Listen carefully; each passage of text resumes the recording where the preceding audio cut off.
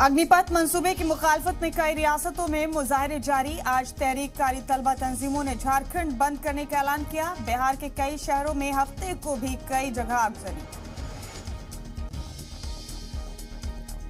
अग्निपथ पर हो रही मुखालफत को देखते हुए रेलवे ने दिल्ली से बिहार जाने वाली सभी ट्रेनें की रद्द। स्टेशन पर फंसे सैकड़ों मुसाफिरीन।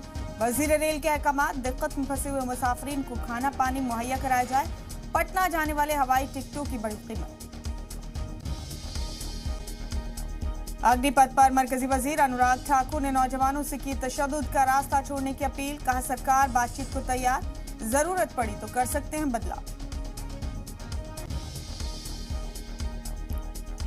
भारत चीन सरहदी इलाकों के हालात पर चर्चा करने के लिए पीएम मोदी आज बुला रहे हैं कुल जमाती बैठक। वर्चुअल बैठक में मुख्तलिफ सियासी जमातों के लीडरान लेंगे हिस्सा। जम्मू कश्मीर के साबिक वजीर आला फारूक अब्दुल्ला का सदर उम्मीदवार बनने से इंकार। ममता बनर्जी समेत कई इख्तिलाफ लीडरान ने रखी थी तजवीज।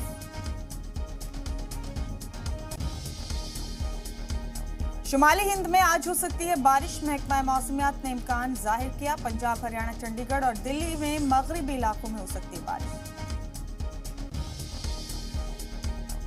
असम में सैलाब का कहर जारी। 28 जिलों में करीब 19 लाख लोग मुतासिर। अब तक 30 लोगों की मौत। पीएम मोदी ने हर मुमकिन मदद का भरोसा दिया।